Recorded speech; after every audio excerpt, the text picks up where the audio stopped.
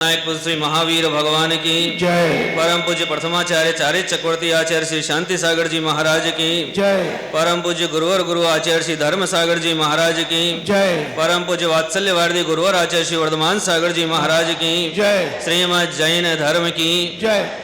बोलो परम पूज्य आचार्य जी वर्धमान सागर जी महाराज की, आचार्य संघ की। 1924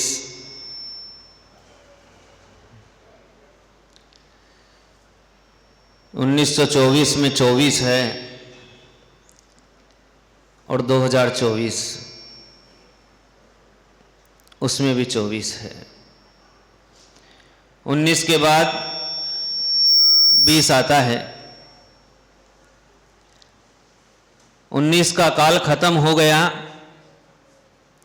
चारित चक्रवर्ती आए, जैन धर्म की 20 हो गई।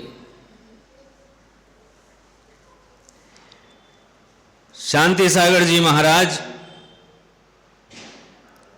16वें तीर्थंकर शांतिनाथ भगवान के सदृश थे, जिनके आने के बाद इस धर्म का कभी विच्छेद नहीं हुआ, ऐसे शांतिनाथ भगवान थे। वैसे ही चारित्र चक्रवर्ती आचार्य शांति सागर जी महाराज जी का उद्भव होने के बाद 24 तीर्थंकरों की जो वाणी थी, 24 तीर्थंकरों ने जो धर्म बताया था, वो धर्म इस धरती के कण कण से प्रस्फुटित होने लगा।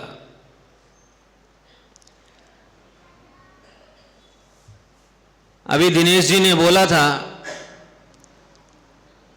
कि आचार्य शांति सागर जी महाराज जी के पहले बहुत से आचार्य थे, इसमें सुधार की आवश्यकता है। 1924 में जब मुनि शांति सागर जी महाराज जी को चतुर्वेद संघ ने आचार्य पद पर प्रतिष्ठापित किया, उसके पूर्व इस भारत की वसुंधरा पर कई सौ साल से आचार्य पद का धारी कोई भी व्यक्ति नहीं था। एक कवि हुए हैं अयप्पा स्वामी, उन्होंने प्रतिष्ठा पाठ लिखा है, बहुत बड़ा उनका प्रतिष्ठा पाठ है। उन्होंने उस प्रतिष्ठा पाठ के मंगलाचरण में लिखा है, आचार्य जिन शासनोन्नति करा पूज्या उपाध्याय का। इसका अर्थ होता है कि जिन शासन की उन्नति करने का जो दायित्व है वो आचार्यों के कंधे पर है। अर्थात आचार्य परमेष्ठी जिन शासन की उन्नति करते हैं, जब तक इस भारत में आचार्य नहीं थे तो ये जैन शासन रसातल की ओर जाता रहा, और जैसे ही आचार्य पद पर ये महातपस्वी मुनिराज स्थापित हुए कि जैन शासन फिर से प्रकाशमान हो गया। आचार्य शांति सागर जी महाराज जी को प्रातः स्मरणीय कहा जाता है। चारुकीर्ति जी भट्टारक स्वामी से पूछा गया कि आप चारित्र चक्रवर्ती महाराज को प्रातः स्मरणीय क्यों कहते हैं? तो भट्टारक स्वामी जी ने कहा कि मैं सबसे पहले उठकर के इन मुनिराज के चरणों में नमोस्तु करता हूं, क्योंकि जितने तीर्थ भारत में हैं उन सब तीर्थों की पहचान किसी ने कराई है तो वो चारित्र चक्रवर्ती आचार्य शांति सागर महाराज हैं। ये वो युग था जब जैन बद्री, मूढ़ बद्री, सोनागिर जी आदि आदि बड़े तीर्थ किताब के पन्नों पर तो थे, लेकिन आंख की पुतलियों के अंदर नहीं थे। तब उस महामनुष्य ने दक्षिण भारत से पदयात्रा करके जब आचार्य पद पर आसीन हुए तो सबसे पहले मूड बद्री की यात्रा की। मूड बद्री की यात्रा करके जैन बद्री पधारे। जैन बद्री जानते हैं आप?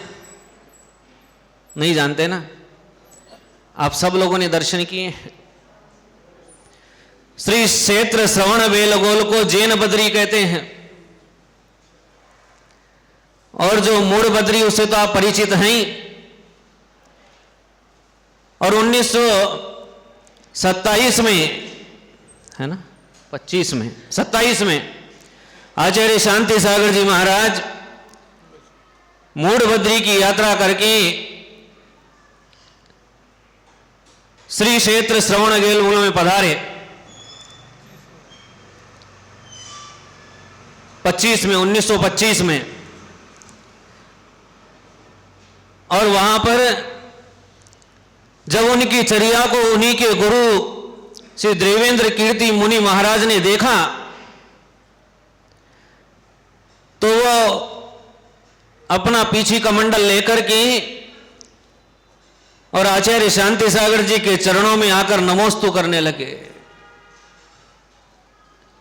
एक शिष्य को गुरु प्रणाम कर रहा है, तब आचार्य शांति सागर जी महाराज जी ने अपने कदम आगे बढ़ाते हुए दौड़ते हुए उन गुरु को अपने शीश पर धारण कर लिया। उनके चरणों में अपना मस्तक टेक दिया कि हे गुरुदेव, आप तो मेरे जन्मदाता हैं। आपने मुझे ये जैन शासन का ध्वज प्रदान किया है, आप ये क्या कर रहे हैं? तब देवेंद्र कीर्ति जी जैसा गुरु इस दुनिया में कभी नहीं हुआ, न आगे होगा। ऐसे अद्भुत गुरु थे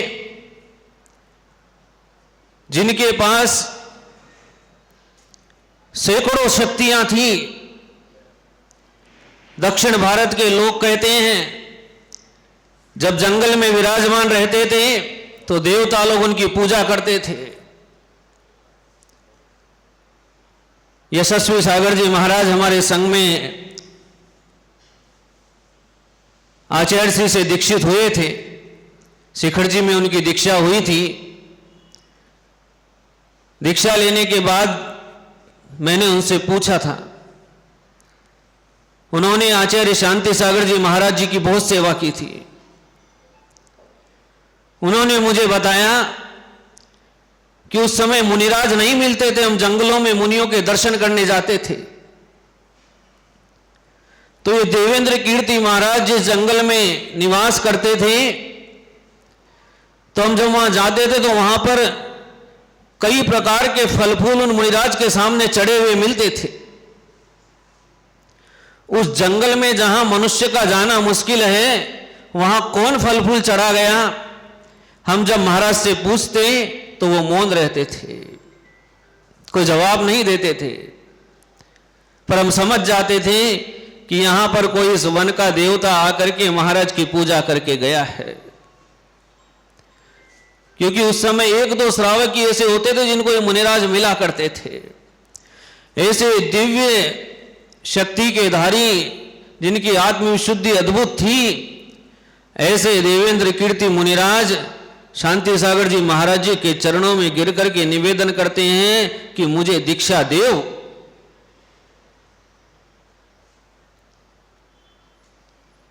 क्यों भाई, क्या आवश्यकता पड़ गई? अरे तुम तो भगवान महावीर का जीवन जीते हो, तुम भगवान महावीर का जीवन जीते हो। मेरी चर्या सदोष है, मैं वस्त्र पहनता हूं आहार के समय, आज तक मैंने सदोष चर्या का पालन किया है, इसलिए तुम मुझे दीक्षा दे करके और मुझे शुद्ध करो। कलिकाल में कोई गुरु ऐसा मिल जाए जो अपने पुत्र के सामने अपना सब कुछ पाप निवेदन कर दे, दुर्लभ, अति दुर्लभ। शांति सागर जी महाराज जी ने, वो तो जगत के पिता थे, सब पर कृपा दृष्टि करने वाले थे। वो जानते थे कि निर्दोष चर्या नहीं है। गुरु के बार बार निवेदन करने पर उनकी पुनः दीक्षा हुई, तब गुरु नाम गुरु कहलाए। और वहां से वो सूर्य सम्मेश शिखर के लिए रवाना हुआ। ये यात्रा वहां से शुरू हुई, वहां संकल्प हुआ।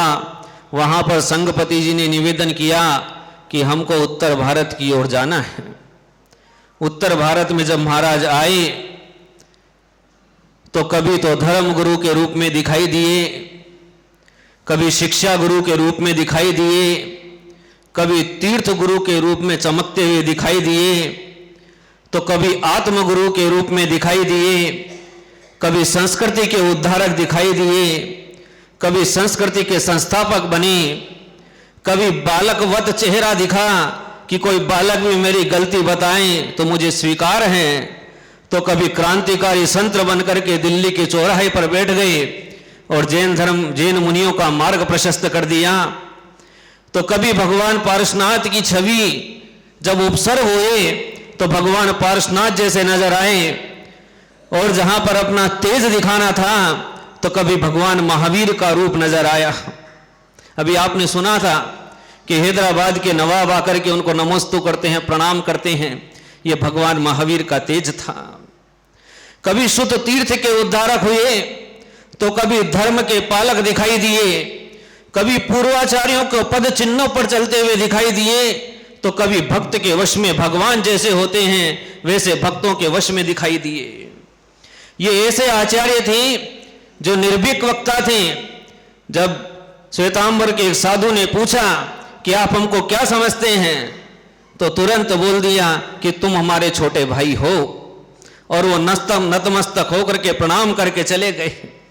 कभी तारणहार के रूप में दिखाई दिए तो इस देश के विभिन्न विभिन्न जगहों पर कोने कोने से रत्नों को छाट करके मुनि मुद्राएं प्रदान कर दी, और लगभग 6 शताधिक दीक्षाएं उन्होंने इस भारत की धरा पर लोगों को प्रदान की, जिससे हर जगह पर इन्होंने मैनेजमेंट गुरु का जैसा कोई मैनेजमेंट का गुरु होता है, ऐसे ये शांति सागर जी महाराज मैनेजमेंट के गुरु थे, जिन्होंने अकेले इस भारत की जैन समाज को हर क्षेत्र में जागृत किया। चाहे तीर्थ का क्षेत्र हो, चाहे शिक्षा का क्षेत्र हो, चाहे धर्म का क्षेत्र हो, चाहे जिनवाणी का क्षेत्र हो, चाहे गुरु का क्षेत्र हो कि धर्म पालक का क्षेत्र हो, हर क्षेत्र में एक अकेले आचार्य शांति सागर जी महाराज जी ने इस पूरे भारत में जो करोड़ों की संख्या में जैन समाज निवास करता है, पूरे भारत को एक सूत्र में बांध दिया, एक सूत्र में बांध दिया। ऐसे आचार्य शांति सागर जी महाराज जो अद्वितीय योद्धा रहे, जिन्होंने कली काल में भी इस धर्म की ध्वजा को उठाया, ऐसे आचार्य शांति सागर जी महाराज जी का शताब्दी महोत्सव, आचार्य पद का शताब्दी महोत्सव। अभी लोग विभिन्न विभिन्न बातें कर रहे थे, कोई जन्म शताब्दी, कोई संयम शताब्दी, कोई है, तो ये क्या है? आचार्य पद प्रतिष्ठापना शताब्दी महोत्सव। इसमें आचार्य पद का 100 वर्ष पूरे हुए हैं। जब से ये जैन धर्म प्रकाशमान हुआ है, तो हमको ये जो जैन धर्म इस आचार्य पद से प्राप्त हुआ है, इसलिए हम इस आचार्य पद के 100 वर्ष पूरे होने पर पूरे देश में इस महोत्सव को एक विशिष्ट प्रकार से मनाएं। इसके लिए एक सभा का आयोजन किया गया है और आप सबने संकल्पबद्ध होकर प्रतिज्ञा की है।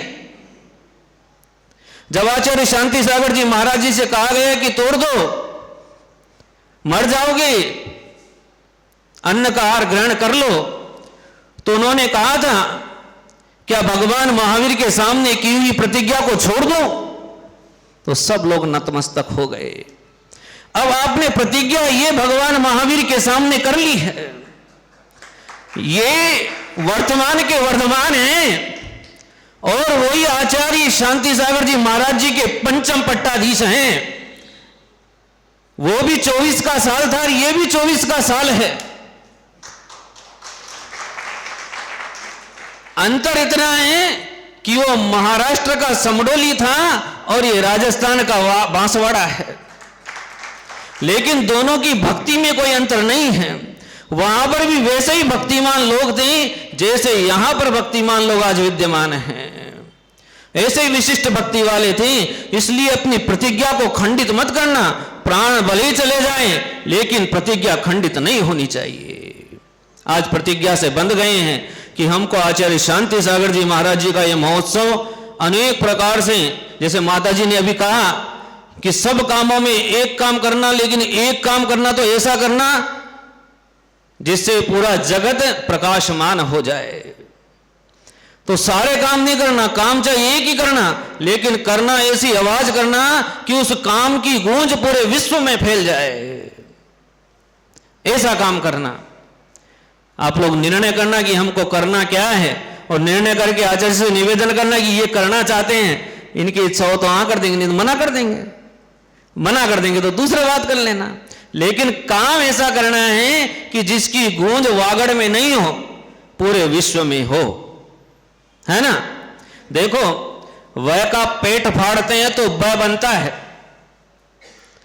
वह का पेट फाड़ते हैं तो ब बनता है, और उस पेट फाड़ने वाली उस लाइन को वह के पीछे लगा दिया जाए तो विश्व बनता है।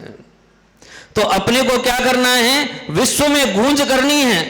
कैसे? समस्त वागड़ को एक होकर के, है ना। पेट फाड़ने वाला नहीं बनना, पेट जोड़ने वाला बनना है।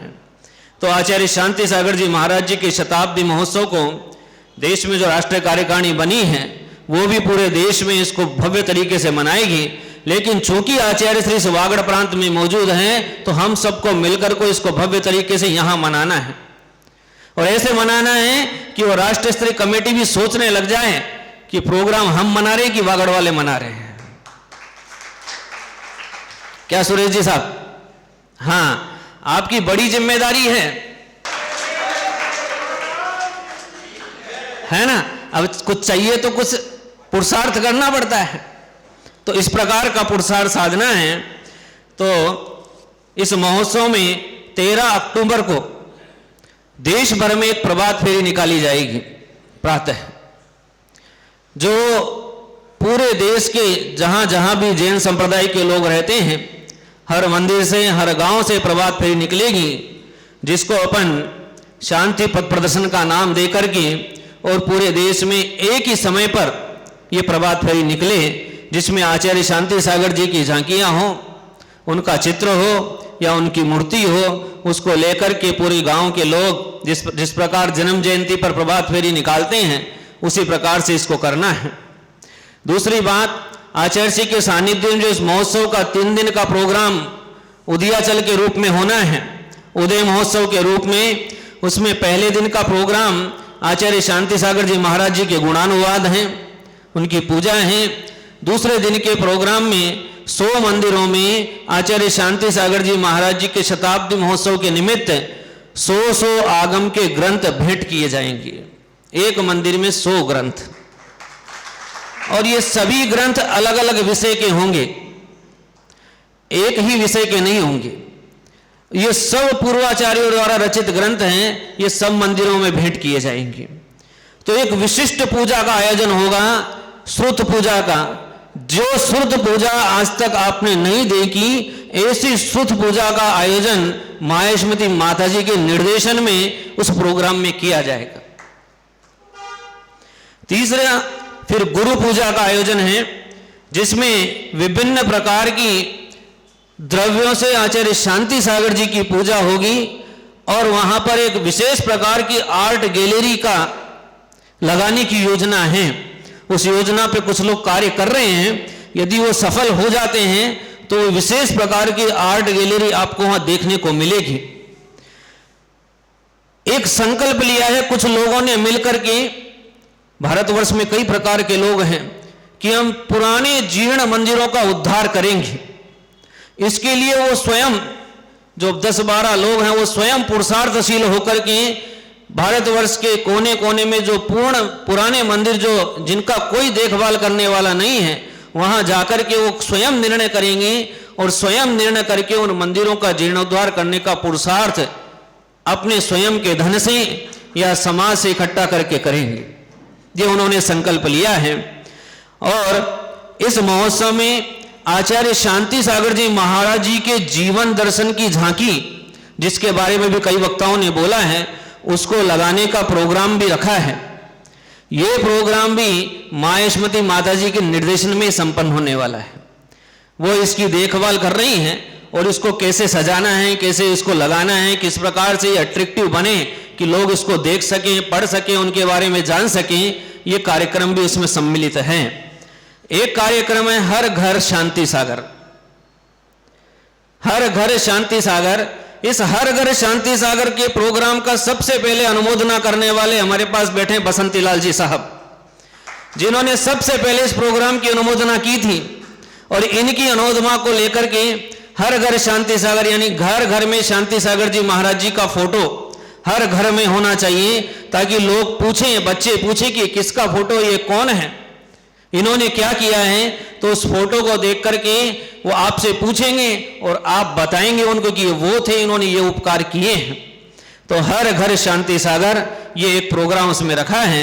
जैसे पाठशालाओं की चर्चा आई है, तो आचार्य शांति सागर जी महाराज जी के नाम से इस देश भर में जहाँ जहाँ पाठशालाएं नहीं हैं, वहाँ पर जैन पाठशालाएं खोलने का एक विचार, एक प्रोग्राम शांति सागर फाउंडेशन से रखा है कि देश भर में इस प्रकार की पाठशालाएं खोली जाएगी, जिनमें हमारे धर्म के बच्चे इस धर्म को सीख सकें और इस मुख्य धारा में रह करके अपना जीवन निर्वाह करें।